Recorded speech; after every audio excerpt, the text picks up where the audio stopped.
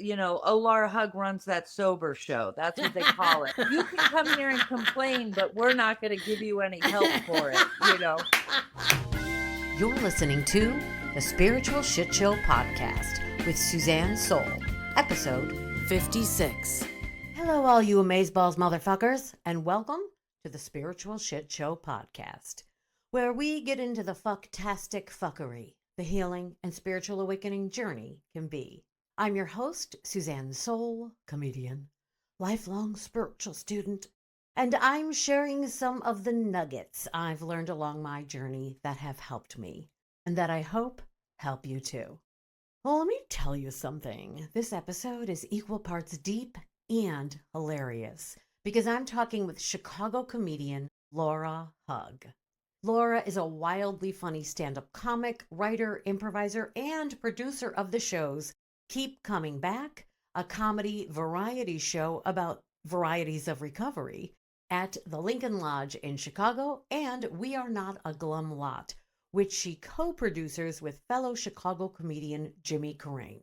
She performs in Chicago clubs like The Laugh Factory, Zanies, Second City, and has been part of shows and festivals around the country. Laura has been sober for almost 3 decades and is one of those people who can make you laugh your ass off 1 minute and then hit you with some raw truth right after.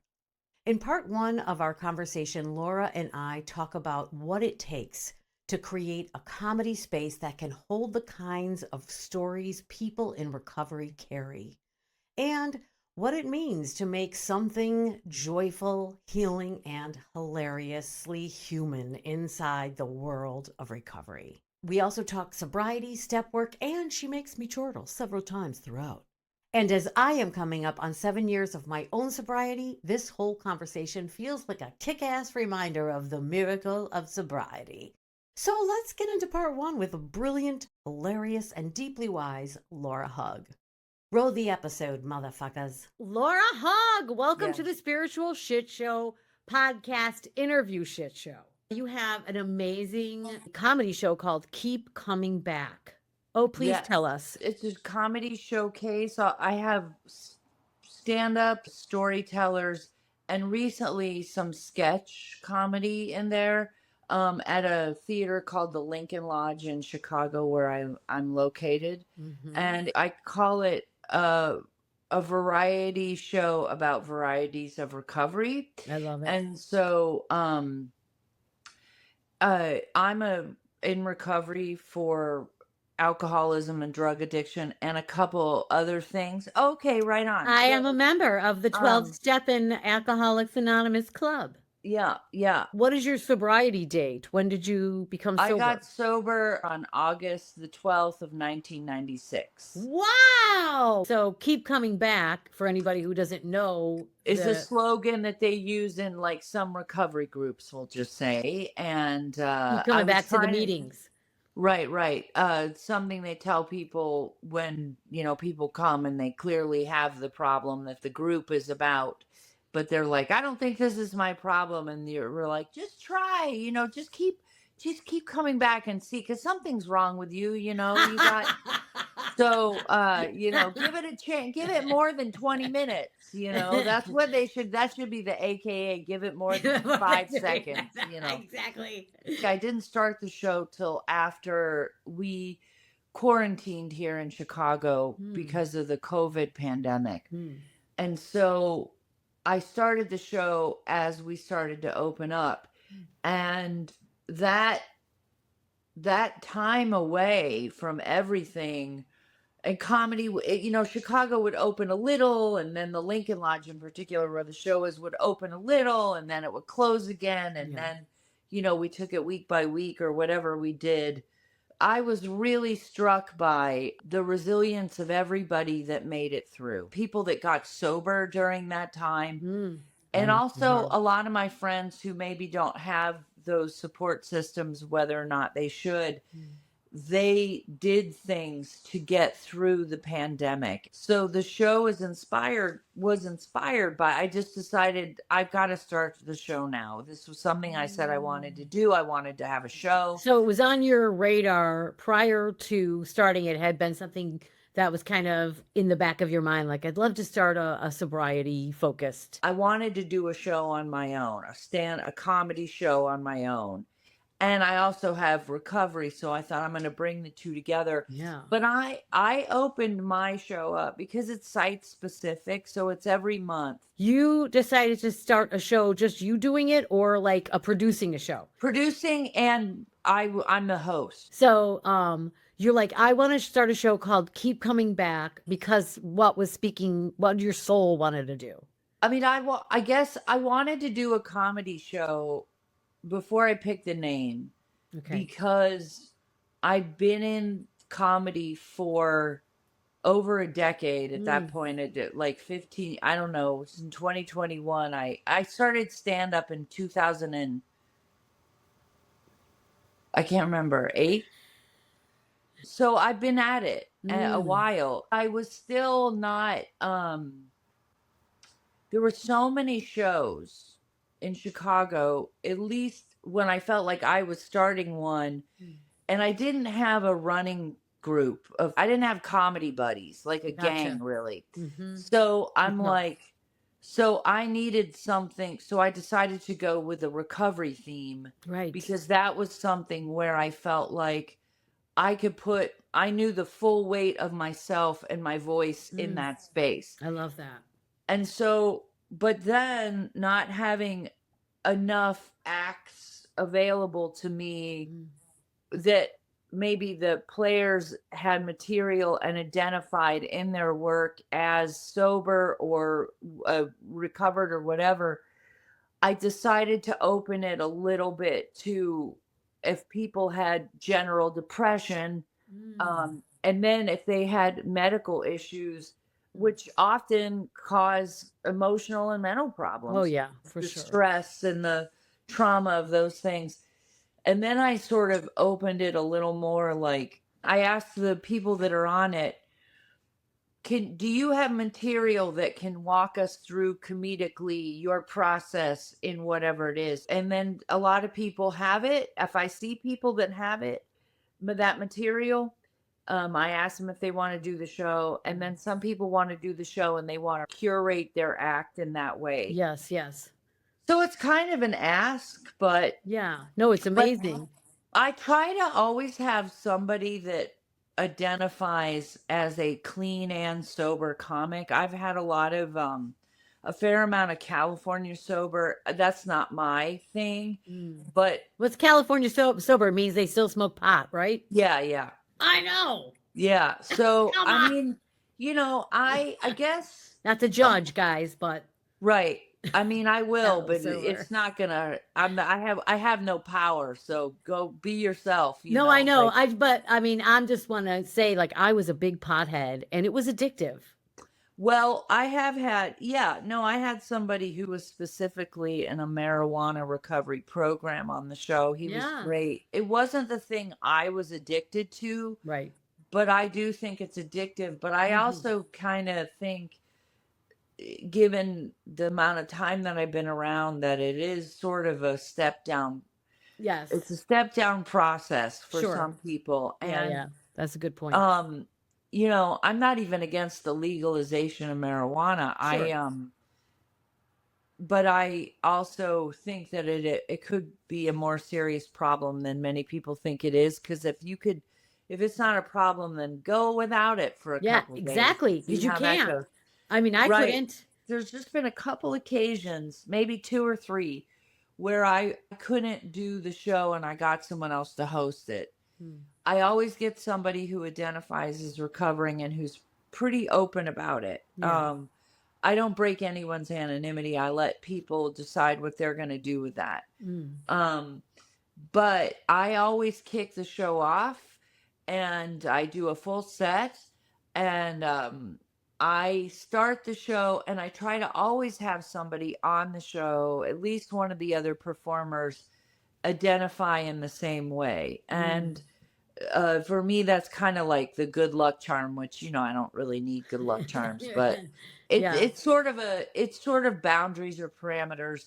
But Yeah. Well, I get that. yeah, if Yeah. people are great comics and they want to come up and they want to do jokes about their struggles with alcohol and they don't want to mention pot use, or they do, I will take it. Oh, And yeah. and I let the audience know. I kind of have a running joke, but I tell the audience, some of these people have never driven drunk behind the wheel of a car or smoked crack. Just because they haven't doesn't mean they're any less of a person, Right. So Yeah. I let the audience, who a lot of people are in recovery, Yeah. know that there are going to be some normies or non-identifying addicts on there, and they're pretty open. Yeah. The audience makes space for people being serious, and kind of, there's been people that I was very surprised cried. I cried once. That was more about politics, actually, but it was stress. It was Yeah. stress. Yes. And so yeah, it's a good show. It's at 5 o'clock on a Saturday. So How I'm like, fun I is know that? my crowd, they got to get to bed early, Yes, right, They exactly. got to get home so they can get to bed early, which really means they get triggered and they end up watching binge a series till 2 in the morning, and then they hate themselves for a month. Isn't that always the way? You're like, tonight I'm going to bed early. Tonight is the night I'm going to Tonight's be the an night. entirely different person. And then you're Yeah. like, it's 2 a.m. What am I Yeah. doing? Just one more. One more. Just one more episode, It's so Yeah. engaging. I mean, I've been guilty of that myself. Yeah. So it sounds like you like kind of created this collective of this like culture around what was in your heart and what you Yeah. needed, really. Yeah, I mean, yes. The nickname is Laura, Laura Hugg runs that sober show. That's what they call it. Even though I'm like, you don't have to be sober. I mean, I've had people that were not sober do the show. I mean, they weren't falling down, but one guy was a little more snookered than I realized. And he said that on stage, and I was like, I don't find know. I was like, but he had a great set, and Oh, he that's good. talked all about his dad.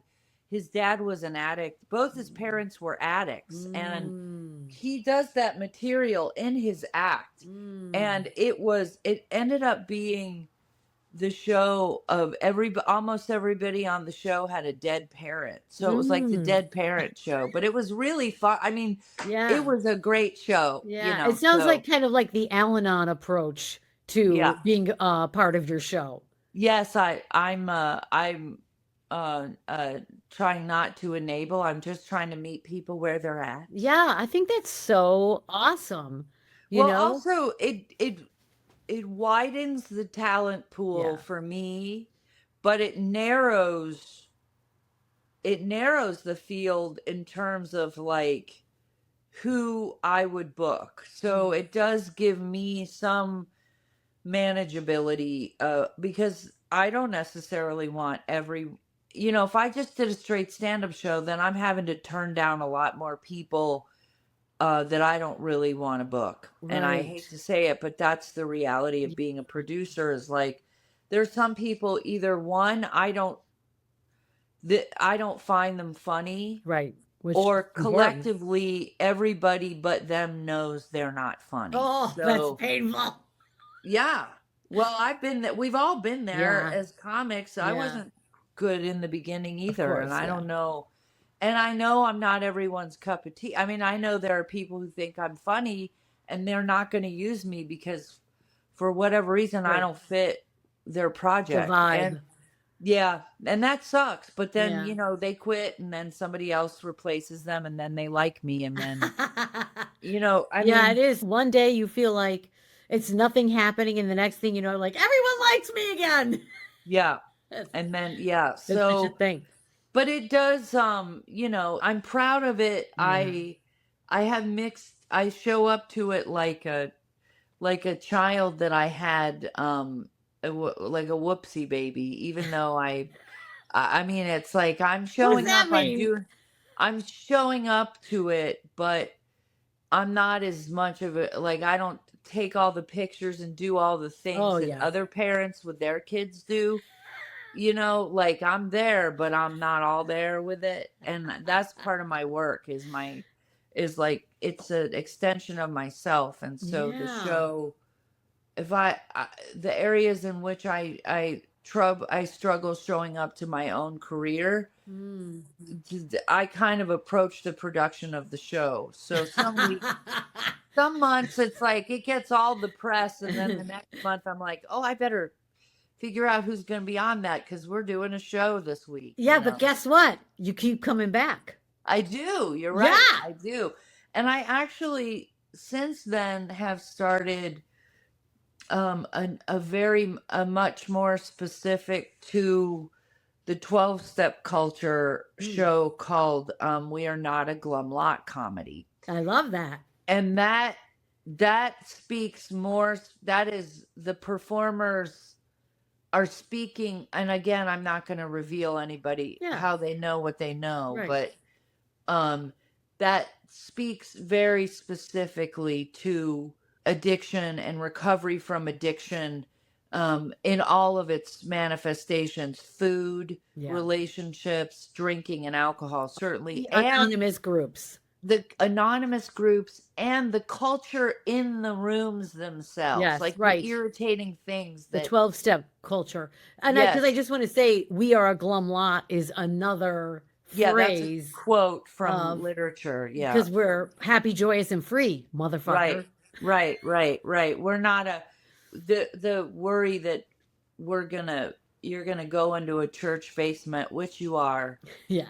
And hold hands with strangers, which you will. Yes. While people talk about wedding on themselves, which they have. Yes. And then what a miracle it is, which it is. Which it is. So, it really is. And then there's a lot of gallows humor that is like true gallows humor. It's not like, it's telling a joke right after you've been weeping about how your grandpa left your story unwritten in the family, to put a book together, and your chapter was like, we haven't heard from her. And I was like, that happened to me, okay. My grandpa was putting together an album, and actually what stopped it was his dementia. But by the picture album? It was a picture album with I don't know if the goal was to somehow publish it in some way, because he had the history of everybody. And the last thing he'd written about me was like, the last we heard about Laura, she was living with friends in Cincinnati, which is where I'm from. And there was a several years where I didn't have the bandwidth to like call it Christmas or just to deal with it. Because of you, not because of them. Not because of them, you. Right. I mean, I would say yes, because of me. Okay. And so I just couldn't deal. I thought they were, well, what's really funny is like, if you get the opportunity to get better, you realize they're not doing so hot either. Of course. I mean, and they're doing great, many of them, but they're not that there was a lot more of what ailed me. There was a lot more of that in my family. It's that for sure. I didn't know about it because I'm suffering from what I'm suffering from. So. Right. You only know your own experience. And then, like you're saying, I always find too, like and the 12 steps does this. I always say, even if you're not an addict or alcoholic, do the fucking 12 steps. Yeah. They are life-changing. Yeah. And the healing of doing the 12 steps and the releasing and the letting go, especially with the 9th step, gives you so much separation, gives you a little more distance, and detaches some of the shit that was in your head, and it kind of makes space between you and it, and then you can start going, oh, my family member has that same shit going on. Yeah. Well, it's very, I mean, I don't know anybody who wouldn't try to do any of the steps, except at least start them, except under the duress. Right? I know. Nobody's like, I was thinking about taking Zumba, or joining a 12-step program. I mean, yeah. So what happened with Grandpa? So he was making this book and he was like, I'm not putting her in it because he had dementia and then he died. And oh, so visiting my family, having sobered up, I saw this book, and the fact that my chapter was left open because nobody had heard from me, it was like, oh, my absence, my behavior did really make an impact, right? So seeing Yeah. that was painful. Yes, From a lot absolutely. of different angles. Yeah. Did you experience mostly kind of getting that understanding from doing your 9-step, from doing your amends? Yeah. Way to assume that I made any, but I'm hoping so. No, I'm kidding. I mean, I yeah. skipped that step. Is it important? Yeah, I mean, it's important to do it with a guide. That's what I'll for say. sure, If you're for going to go sure. back and Oh my God, apologize yes. for your wrongs, you need, Yes. depending on what they are, you really need to check in with other people who've gone before you and maybe an attorney. Yeah. But before I was ready to make any formal approach, because my grandmother was still alive and very old, I actually jumped the line on that one. I was in my first year and I hadn't gotten that far yet, but I just had this constricting feeling in my chest that I couldn't live with. And so I called my grandmother, and she also got dementia too, but this was before she had dementia. And I did that one sooner and started seeing that part of the family a lot sooner because I was afraid she'd pass before I could speak with her. Yeah, so that was probably a So, relief to be able to. but it was in doing that, in going back and visiting them, it was a relief. Yeah. Is when my grandpa shared about some of the struggles in the family with alcoholism in particular. Oh. And then I keep showing up, and then you just start getting the tea. You're like, well, So you're not new. right, yeah. We've So seen you before. right, yeah. But the funny thing was, when I did share that at the group, I started crying because it was a space where you could let your emotions out. Then I said, but because of the help that I've gotten, I have been able to show up to my family. And then I said, I guess he died before he could write that part down, which got a huge laugh, right? Because I was like, and there you are, the ego rebuilds itself, right? And that's where the comedy, where the comedy voice is. 100%. Yeah. More problem and less solution. More problem and less solution. That's what I always say too. I'm like, this is where you can come here and complain, but we're not going to give you any help for it, You're just going to lay it on the table. Yeah. And it's going to stay there. Yeah. And then you're going to go home. Yes, I did this last show I had. This other show we started, the Glum Lot one.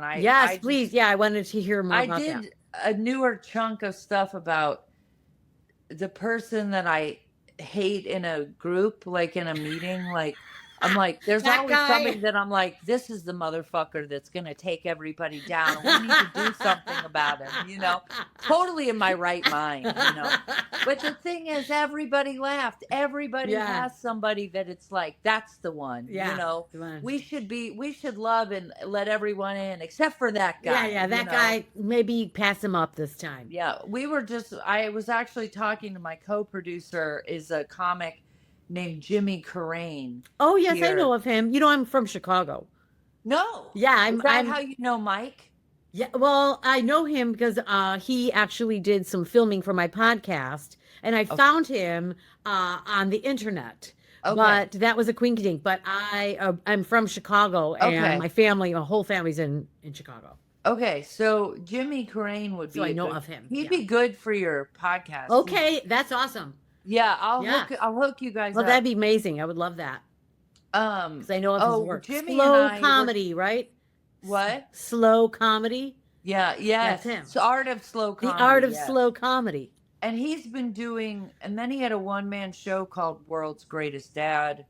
And I opened for that, and then about his growing up and his relationship with his father versus how he is now, and with his kid and his relationship and his life, and he's so funny. He's one of my favorites, and we've worked together. We used to improvise together too. He and I were just reminiscing about a guy we knew who would show up to groups, and he would bring a magazine or a newspaper, and while people are reading or sharing, he would be reading his paper with the paper up in front of him, like, you know. I mean, what is wrong? And why? And the group, you know, the members of the group were all at different spots on the path. Yes. Would be like, this motherfucker, you know. And I just told Jim, I you know, said, you know, we all say fuck you to help in our own special way, you know, like, but I had never seen such a passive aggressive. That is hilarious. Flat out, like passive aggressive, big production. Like, I can't believe someone finally wasn't like, I'm sorry, I know I'm not supposed to crosstalk, but what are you doing? Yeah, that's why reading a paper? I don't know why no one ever did. I mean, I wouldn't have. That's I hilarious. might now, but you know, if they didn't have a crosstalk statement. But I mean, I had another friend who, in the beginning of the group, she would come every week. I'm not going to say her name. Okay. I'm definitely not. But I don't know if she would ever hear this. But she wouldn't, like, if we were sitting in a circle and a flyer came by, like a sign up sheet or a basket for donation, she wouldn't even touch it to pass it to them. She'd be like, no.